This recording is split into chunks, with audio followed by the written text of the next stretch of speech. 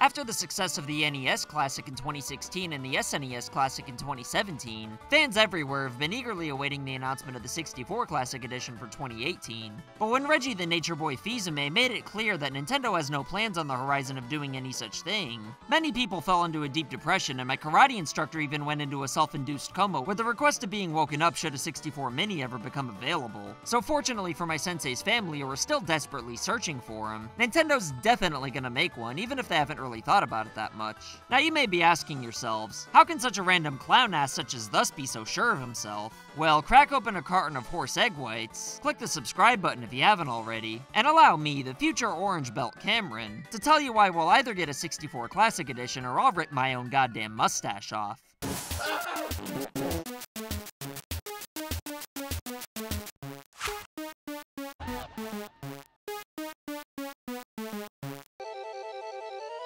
Before I get into why we're clearly getting an N64 Classic Edition 100% for sure guaranteed, first let's talk about not only why we're not getting one anytime soon, but why Nintendo shouldn't be in a rush to get it out there as well. And don't get me wrong, I'm not saying that I don't want it right now, but I really don't know why even in the middle of November with no official announcement, everyone is expecting one to come out in the holiday season of 2018 in the first place. And I have no idea who these supposed anonymous sources were putting these rumors out in the first place. But I suppose people believed it because they just wanted it to be true, because when the human brain either wants or expects something badly enough, it'll rationalize things however it has to believe just about anything to be true. And I mean, I understand why people expected Nintendo to release a new classic console every year, but it just made way more sense for the SNES Classic to come out less than a year after the NES Classic than it does for the 64 Mini to come out a year after the tiny SNES. Because although there was a huge difference between the NES and SNES back in the day, in 2018 those hardware differences aren't even noticeable from a technical standpoint. I mean, the games look noticeably different on both consoles, but graphical differences on those two consoles are kind of like how 5 cents and 25 cents used to be a big difference at one point in time, whereas now nobody would even bother picking that shit up off the ground besides my neighbor Terry when he's looking for a meth fix. However, in 2018, the same thing could be said for the 22-year-old Nintendo 64, because even though it's still way more powerful than the good old SNES,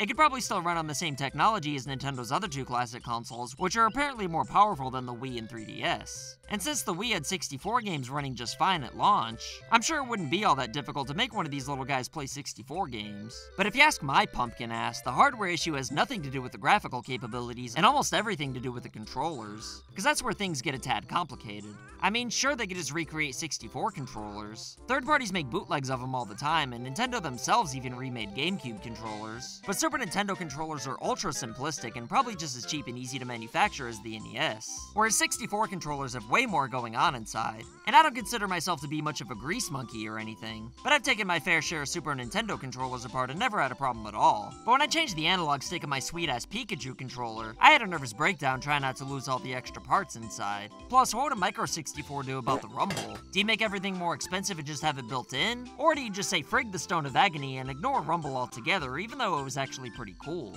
And don't forget about the size of the controllers, which, if Nintendo wants to be authentic, would probably be bigger than the actual console itself. Which would be fine, I guess, but still kinda weird, because part of the appeal of the classic consoles is that they're smaller than my diced onion-sized ween, and one 64 controller alone would require a considerably bigger box than either of Nintendo's previous mini consoles. And that's only if they include one controller, but if the tiny SNES had two controllers, they'd at least need that for the 64, right? I mean, a lot of the notable 64 games have multiplayer with 2 to 4 players after all, and if they're not gonna bundle it with 4 controllers, which I'm sure they won't, then they've gotta at least give us 2. I'm sure controllers will be sold separately. I just hope that if they're gonna sell controllers separately, then they at least let us choose different colors. In fact, why not let us choose different colors for the console itself? But anyway, if people thought the PlayStation Classic was overpriced at $100, even when they were excited about it, then maybe we're not quite ready for a 64 Classic that I could easily see costing 120 cold hard American dollars. Because while the PS1 Classic could weasel away with using the original controller without analog sticks or rumble, the 64 just doesn't have that luxury since the original console always used this questionably assembled controller. Sure, these problems will still exist in a year or two, and then Nintendo could release a 64 Classic right now, but the main point I'm trying to make is that by then it might be an ass hair cheaper effort to at least manufacture the hardware itself to make the whole venture more worthwhile, because there's no way a 64 Classic's gonna be cheaper than $100.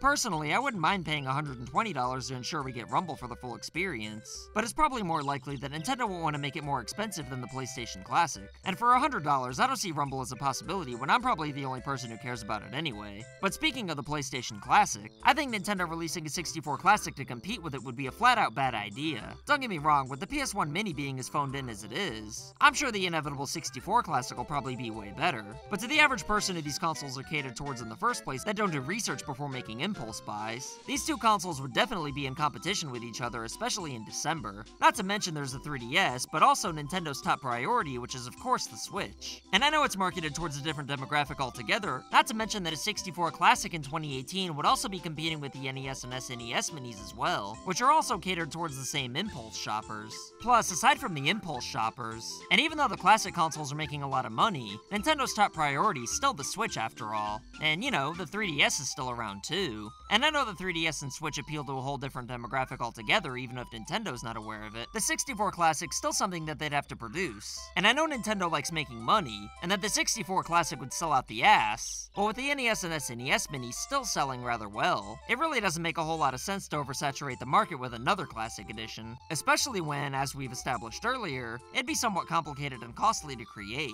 And even though the 64 Classic will sell out at first no matter what, the overall sales will die down faster if they release it now as opposed to waiting and letting the demand rise for it even more. And again, by that point it might be cheaper to produce as well. So it makes more sense to not oversaturate the market and just let the original mini consoles keep selling out the ass. Besides, aside from the controllers making things a little more complicated, there is the other glaring issue, which would be the game selection. Sure, there's over 20 quality 64 games you could toss in the mix, but with third parties leaving Nintendo in the mid-90s faster than my stepdad left me at t-ball practice to, quote, stuff my mom's turkey, whatever that means, there's just not as many good options for the 64 as there were for N-Dog's first two consoles, or even the PS1 Mini, where even if 50 games were included, people would still be disappointed since there'd still be something important missing. And even though I'm sure Nintendo could work something out with Microsoft to include the essential rare games, I'm not too sure Reggie-san would be willing to take one for the team, if you know what I mean. But just because it doesn't make a whole lot of sense to release the 64 Classic now, doesn't mean that it's never gonna happen like some people are assuming. Because even though Reggie says there's no plans on the horizon, he also said they're not ruling it out for the future either, because of course they're not.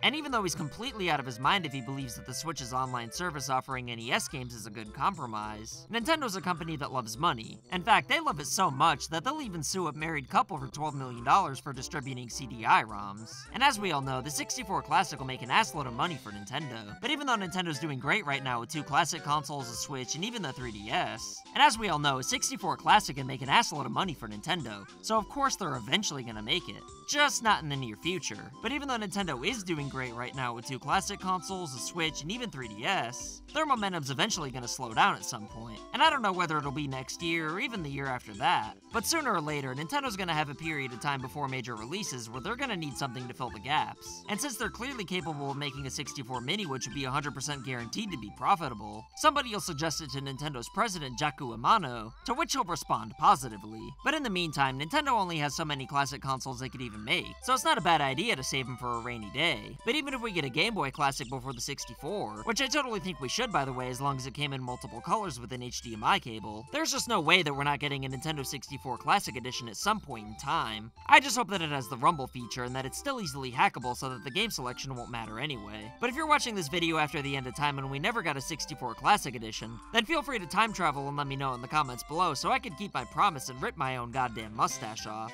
And I trust you guys will use the honor system and not lie in the comments pretending you're from the future. But either way, I still encourage people in the present to comment as well, and as always, I'll pin whatever I find most entertaining. Also, consider picking up a brand new FUgameCrue shirt to support this channel, and if you want a cameo in future videos like Justin D's badass is getting right now, then send us a picture of you flaunting our shirt while doing whatever you want. Don't forget to like and share this video to help this channel grow, and if you're a super ultra mega badass sexy beast, then why don't you go ahead and prove it by clicking the subscribe button. My name's Cameron, and I'll see you next time.